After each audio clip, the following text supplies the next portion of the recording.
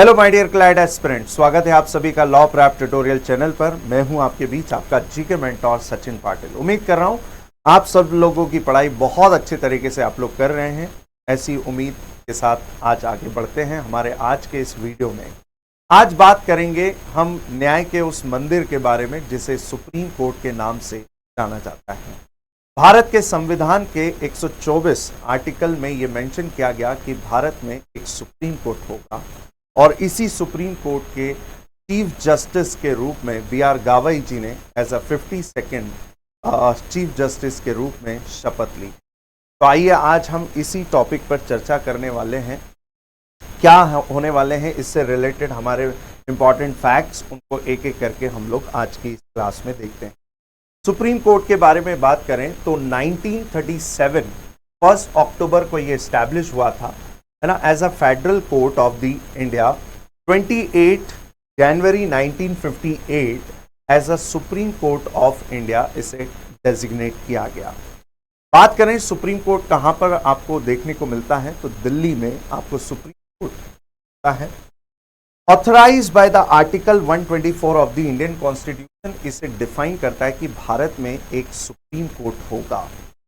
बात करें mandatory of retirement of age की बात करें तो सुप्रीम कोर्ट के अंदर जो जजेस होते हैं वो होते हैं 33+1, एक टोटल 34 जजेस होते हैं, यह आपको ध्यान में रखना है, जिसमें एक चीफ जस्टिस होता है। और इन सारे जजेस के रिटायरमेंट एज की यदि हम बात करें तो 65 एज इसके अंदर मेंशन की। इसके अलावा एट प्रेजेंट बात करें कौन है चीफ जस्टिस भारत के, तो ये इन्होंने शपथ ली है अभी हाल ही में, और बी.आर. गावई जी जो हैं वो भारत के क्या बन चुके हैं, 52nd नंबर के चीफ जस्टिस बन चुके हैं। इन्होंने कल ओथ ली और फाइनली ये भारत के नए चीफ जस्टिस इलेक्ट होकर के। बी.आर. गावई जी के बारे में बात कर लेते हैं। जस्टिस भूषण रामकृष्ण गावई इनका पूरा नाम है और ये भारत के SC कैटेगरी की यदि हम बात करें, शेड्यूल कास्ट की बात करें तो ये दूसरे के.जी. बालकृष्णन के बाद में ये दूसरे चीफ जस्टिस ऑफ इंडिया बने हैं। 52nd chief justice of the country, और इन्होंने 14 मई 2025 में ओथ दी है ना, राष्ट्रपति जी के द्वारा ओथ दिलाई जाती है, ये भी आपको ध्यान में रखना है। और अपॉइंटमेंट करने का काम भी भारत में यदि सुप्रीम कोर्ट के चीफ जज और जजेस की यदि हम बात करें तो वो प्रेसिडेंट के द्वारा किया जाता है। प्रोसीजर अलग होता है, किस तरीके से प्रोसीजर में आते हैं वो भी हम लोग देखने वाले हैं, है ना। ही वॉज बॉर्न 24 नवंबर 1960 की वर्तमान एज जो है वो 64 की। अमरावती महाराष्ट्र में इनका जन्म हुआ था। इसके अलावा मैं बात करूं, इन्होंने अपनी जो प्रैक्टिस है वो कहां से स्टार्ट की है तो जज के रूप में बॉम्बे हाई कोर्ट के अंदर 2023 में ये एंटर होते हैं और 2019 में ये वहां तक 19 तक वहां पर रहते हैं। फिर उसके बाद में इनका प्रमोशन होता है और ये जज बनते हैं सुप्रीम कोर्ट के अंदर, ये आपको ध्यान में रखना है। 2019 24 मई 2019 में ये सुप्रीम कोर्ट के जज बनते हैं और कल यानी 14 मई 2025 ये सुप्रीम कोर्ट के 52nd चीफ जस्टिस के रूप में शपथ लेते। अब आपसे सवाल एग्जाम के अंदर क्या पूछा जा सकता है, वर्तमान के बारे में तो आपको सारी चीजें पता चल गई हैं, लेकिन यदि आपसे सवाल पूछा गया 51st नंबर के चीफ जस्टिस भारत के कौन थे, तो जस्टिस संजीव खन्ना ये 51st नंबर के चीफ जस्टिस बने थे भारत के, है ना, और इनका जन्म 1960 में हुआ था और 65 की एज में ये रिटायर हो जाते हैं। इसके अलावा बात करें ये कब बने थे चीफ जस्टिस भारत के, तो 11 नवंबर 2024 में चंद्रचूड़ जी की जगह पे इन्हें बनाया गया था और 13 मई 2025 इनका लास्ट डे था एज अ चीफ जस्टिस और इनका रिटायरमेंट हो जाता है। सुप्रीम कोर्ट में ये जज बने थे 2019 और नवंबर 2024 तक ये क्या रहे, सुप्रीम कोर्ट के जज, और फिर उसके बाद ये चीफ जस्टिस अपॉइंट किए गए। इससे पहले ये दिल्ली हाई कोर्ट में जज बने 2005 से 2019 तक। तो ये कुछ इंफॉर्मेशन जो है आपको ध्यान में रखनी पड़ेगी जिनसे सवाल एग्जाम में पूछे जाते हैं। अब सवाल क्या बनता है कि सुप्रीम कोर्ट के अंदर जजेस का जो अपॉइंटमेंट है जो रिक्रूटमेंट है वो किस बेसिस पर होता है, उसके लिए क्या प्रोसीजर रखा गया है। तो अभी तक हाल फिलहाल में यदि हम बात करें तो ये कॉन्सेप्ट आपको कॉलेजियम सिस्टम के अंडर में देखने को मिलता है। कॉलेजियम सिस्टम के बेसिस पे ही अपॉइंटमेंट और ट्रांसफर जैसी प्रक्रिया जो है वो की जाती है। तो हम सुप्रीम कोर्ट के कॉलेजियम सिस्टम के बारे में बात कर लें। आर्टिकल 124 क्लॉज 2 के अंदर सुप्रीम कोर्ट के जजेस के रिक्रूटमेंट के बारे में, अपॉइंटमेंट के बारे में मेंशन किया गया है। वहीं पे आर्टिकल 217 जो कि भारत के राज्यों के अंदर जो हाई कोर्ट होती हैं उनके अंदर जजेस और उनके चीफ जजेस को किस तरीके से अपॉइंट किया जाएगा, वो उस चीज को डिफाइन करता है। तो यहाँ पे बात 124 क्लॉज 2 के अंदर सुप्रीम कोर्ट की आ जाती है, और जब बात आर्टिकल 217 की आती है तो हाई कोर्ट के बारे में मेंशन किया गया है। तो Indian constitution deal with the appointment of the जजेस of supreme court and high court, ये इसके अंदर मेंशन। अब ये कॉन्सेप्ट स्टार्ट कैसे होता है, तो इसके लिए शुरुआत होती है कॉलेजियम सिस्टम के अंदर।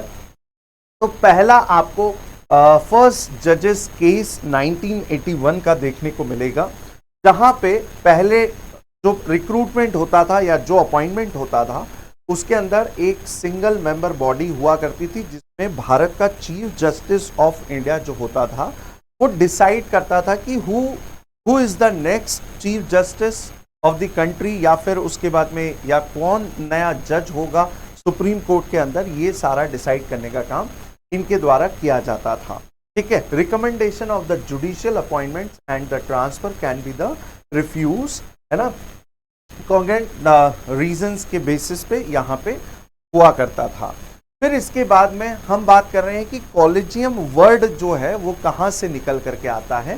तो कॉलेजियम वर्ड जो निकल करके आता है वो सेकंड जजेस के जो 1993 के अंदर था, तब इस चीज को इंट्रोड्यूस किया गया था। तो supreme court introduce the collegium system. आपसे डायरेक्टली यदि क्वेश्चन पूछा जाता है कि कॉलेजियम सिस्टम को कब इंट्रोड्यूस किया गया था फर्स्ट टाइम, तो सेकंड जजेस केस 1993 के अंदर कॉलेजियम सिस्टम का कॉन्सेप्ट लाया गया।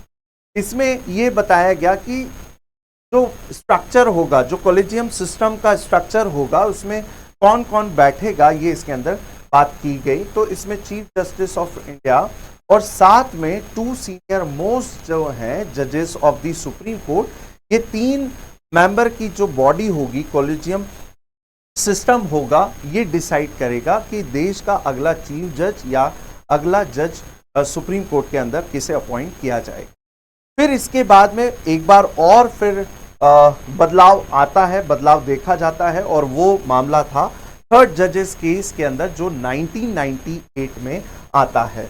इसके अलावा बात करें supreme court on the president's reference under the article 143 expanded the collegium system, और यहाँ पे 1998 का जो थर्ड जजेस केस था, इसमें कॉलेजियम सिस्टम का जो स्ट्रक्चर जो था, जो पहले 3 मेंबर की बॉडी हुआ करती थी, उसमें बदलाव करते हुए इसे 5 मेंबर्स बॉडी बना दिया गया, जिसमें एक सुप्रीम कोर्ट का कौन होगा, चीफ जस्टिस होगा, और 4 सीनियर मोस्ट जजेस जो हैं वो इसके अंदर होंगे। तो ये इस तरीके का स्ट्रक्चर जो है वो बनाया गया, और कॉलेजियम सिस्टम के बेसिस पर ये सारा डिसाइड होता है। फॉर द अदर जजेस of the supreme court proposal the initiated by the CJI, और फिर ये पूरा सिस्टम डिसाइड होता है। इसके बाद में ये जो रिकमेंडेशन है, मतलब कॉलेजियम सिस्टम के अंदर ये सारा डिसाइड होने के बाद ये जाता है फिर देश के लॉ मिनिस्टर के पास में। ठीक है, यहाँ पे आप देखेंगे the collegium sends the recommendation of the law minister, और फिर लॉ मिनिस्टर के बाद में ये फॉरवर्ड होती है भारत के प्राइम मिनिस्टर के पास में, और फिर प्राइम मिनिस्टर इसे आगे की तरफ बढ़ाते हैं प्रेसिडेंट के पास में, और प्रेसिडेंट इस पे क्या करते हैं, सिग्नेचर करते हैं, और ये पूरा एक प्रोसीजर होता है सुप्रीम कोर्ट के अंदर चीफ जजेस और जजेस के रिक्रूटमेंट को लेकर। फिर मैंने आपको कहा कि सुप्रीम कोर्ट के जजेस को ऑथ दिलाने का काम भी कौन करता है, तो प्रेसिडेंट के द्वारा किया जाता है। तो ये पूरा स्ट्रक्चर है सुप्रीम कोर्ट में जजेस के अपॉइंटमेंट का। अब सवाल ये है, आपसे सवाल स्टैटिक बेस्ड क्वेश्चन क्या पूछा जाएगा कि who was the chief justice of the supreme court. अब 1937, जैसा कि मैंने आपको शुरुआत में बताया कि भारत में सुप्रीम कोर्ट इस्टेब्लिश हुआ अक्टूबर 1937 में। तो उस समय भारत का चीफ जस्टिस कौन था? तो first chief justice of the country है ना, सर मॉरिस लिनफोर्ड गायर, है ना। ये 1937 से 43 तक सुप्रीम कोर्ट के चीफ जज थे। इसके अलावा जो दूसरे जज थे उनका नाम था the second chief justice of the country, sir William Patrick स्पैंस, जो कि 1943 से 47 तक यानी आज़ादी तक भारत के चीफ जस्टिस रहे। फिर भारत आज़ाद होता है। आज़ादी मिलने के बाद में भारत में शुरुआत होती है ना, भारतीय हुकूमत की शुरुआत होती है, भारत सरकार के द्वारा अपॉइंटमेंट किया जाता है। तो जो पहले इंडियन चीफ जस्टिस इसके अंदर बनते हैं, हीरा लाल जेकी सुंदास कानिया, इन्हें H.J. कानिया के नाम से भी याद रखा जा सकता है ना। इनका जन्म हुआ था 1890 में और ब्रिटिश इंडिया के टाइम पीरियड की बात है, गुजरात में ही वॉज बॉर्न। ओके, और ये सुप्रीम कोर्ट के क्या बनते हैं? पहले भारतीय चीफ जस्टिस बनते हैं। और ये कब से कब तक भारत के चीफ जस्टिस रहते हैं? तो 1950 से 1951 ये उसके बाद भारत के चीफ जस्टिस के तौर पर देखे जाते हैं। इसके अलावा बात करें, एक और नाम आपको इस लिस्ट के अंदर देखने को मिलेगा और वो है Y.V. चंद्रचूड़ का नाम।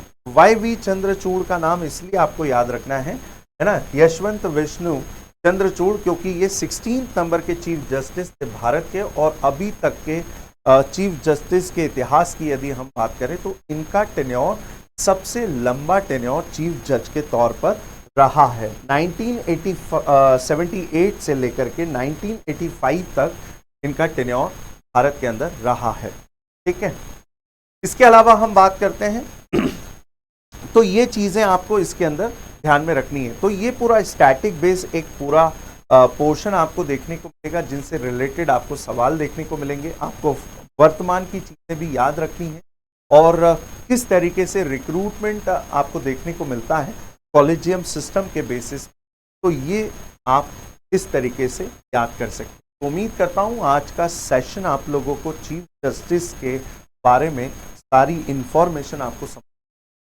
इसी के साथ आज हम यहीं पे इस क्लास को खत्म करते हैं।